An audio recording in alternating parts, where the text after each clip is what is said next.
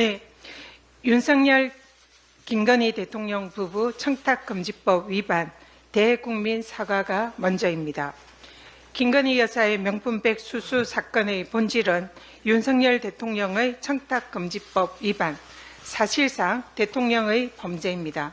이해를 돕기 위해서 청탁금지법 관련 법령을 읽어드리겠습니다. 청탁금지법 제8조에 따르면 공직자와 배우자는 직무 관련 여부 등 그 명목에 관계없이 1회 100만 원을 초과하는 금품을 받아서는 안 됩니다. 두 번째, 공직자는 제9조에 따르면 자신의 배우자가 수수금지 금품을 받은 사실을 알게 된 경우 지체 없이 서면으로 신고하고 제공자에게 또 지체 없이 반환해야 합니다. 공직자의 이런 신고와 인도는 감사원이나 수사기관, 국민권익위원회에 할 수 있습니다. 여기 어디에도 대통령실 창고는 관련 규정에 없습니다. 벌칙입니다. 공직자가 배우자가 금품을 받은 사실을 알고도 그 사실을 신고하지 않으면 그 공직자는 3년 이하의 징역 또는 3천만 원 이하의 벌금에 처합니다. 이 사안은 굉장히 간단하고 명쾌한 내용입니다. 그래서 통상적으로 이런 사실은 검찰에서 약식 명령에 의해서 대부분 처리되는 그런 매우 심플한 간단한 사안이라는 거 말씀드립니다.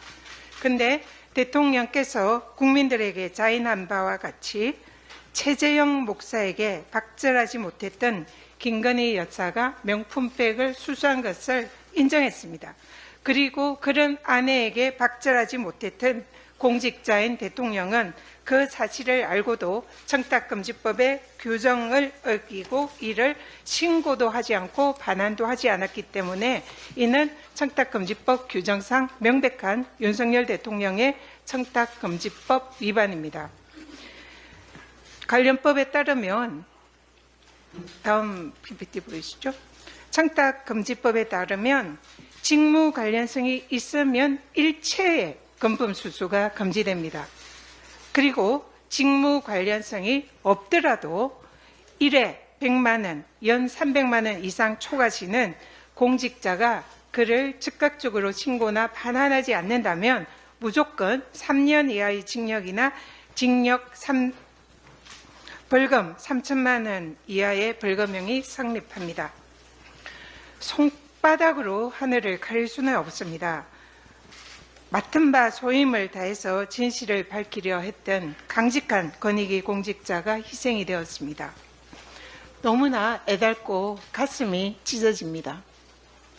대통령의 측근으로 포진된 국민권익위원회나 검찰이 아무리 청탁금지법 규정을 외면하고 대통령 부부에게 면죄부를 주려고 하더라도 권익위의 김상현 국장, 해병대 박정훈 대령 같은 정권의 불의에 저항하고 정의를 지키려는 제2, 제3의 강직하고 의로운 공무원이 계속 나올 것입니다. 공직자인 대통령의 배우자의 법령상 금지된 고가의 명품백 수수, 이제는 윤석열 대통령과 김건희 여사가 먼저 국민들에게 공개 사과하시기 바랍니다. 국민의힘도 명심하기 바랍니다. 국민의힘이 지켜야 할 것은 김건희 여사가 아니라 강직하게 자신의 소임을 다하려다 희생된 권익위의 김 국장입니다.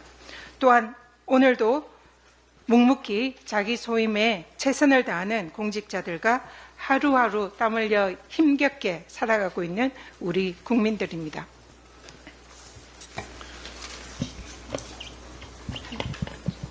한동훈 대표가 당대표로 취임한 지 한 달이 지났습니다. 당대표가 되면 제3자가 공정하게 추진하는 최혜병 특검법을 발의하겠다고 했던 약속을 도대체 언제쯤 지킬지 궁금합니다.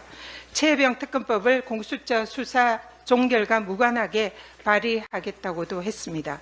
그런데 최근에는 민주당이 한동훈이 주장하는 제3자 특검을 수용하겠다고 하자 이제는 특검법 수사 대상에 제보 공작 의혹도 포함시켜야 한다라며 자꾸 조건을 달며 오락가락합니다.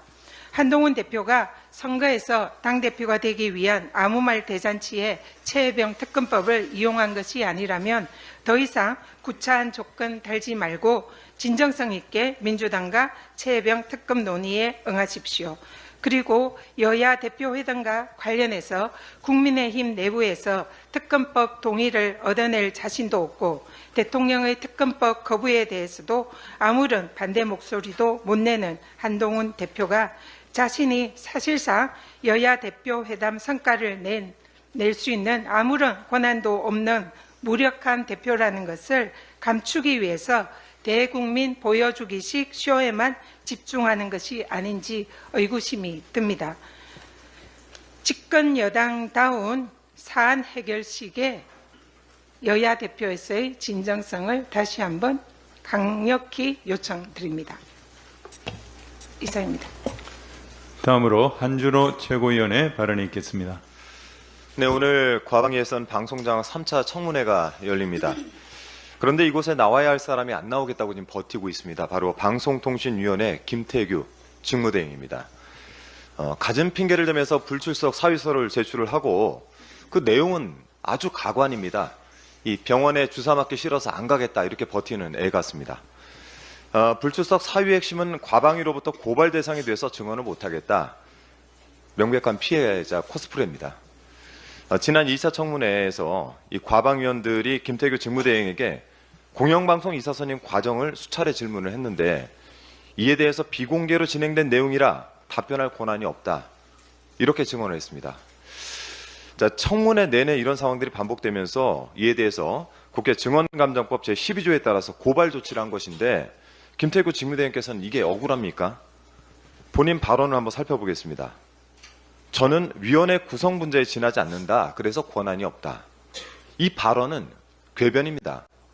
공영방송 이사 선임과 관련된 회의는 인사관리에 관한 사항이므로 비공개하겠다 결정, 이게 누가 한 겁니까? 바로 본인이 한 것입니다. 방통위법 제13조에 따르면 위원회 의결로 비공개 결정을 하도록 되어 있습니다.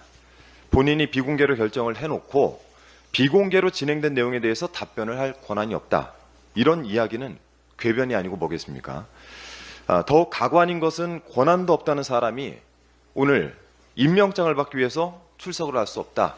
이렇게 불출석 사유서에 제출을 했습니다. 위법적인 이준수, 김태규 이 2인 체제는 7월 31일 오후 5시에 전체 회의를 열어서 1시간 반 동안 83명의 이사 후보를 심의를 했습니다. 후보자 한 명당 1분가량 걸린 셈인데 저는 이게 가능한지 모르겠습니다. 기네스북에 오를 것 같습니다. 자, 이렇게 날림으로 선임한 이사들 몇몇도 휘황찬란합니다. 법조비리 스캔들 소위 스폰서 검사 사건에 등장하는 인물이 있는가 하면 KBS 이사로 앉힌 인물은 방통위 측 소송 대리인으로 방통위를 비호하고 있습니다. 이런 자들을 앉히기 위해서 군사작전하듯이 심의를 뚝딱 해치운 것입니다. 윤석열 정권의 동조에서 공영방송 장악에 부역할 만한 인물이라면 결격 사유가 있든지 없든지 한 자리씩 내준 것입니다. 오늘 뉴스에 대한 대중들의 반응입니다. 한준호 최고, 언론개혁몸으로 싸워온 분답게 기대합니다. 민주당 최고위원팀 흐뭇하네요. 대한민국의 울타리는 헌법이다. 누가 이 울타리 헌법을 부정하는가? 최고위는 웅변하듯이 용지를 읽어 내려가는 것이 아니라 대화하듯 전달하는 능력이 있어야 한다. 탄핵 조건이 차고 넘치는데 한시바삐 탄핵해야 한다. 시청자분들의 생각은 어떠신가요? 댓글로 자유롭게 의견 남겨주세요.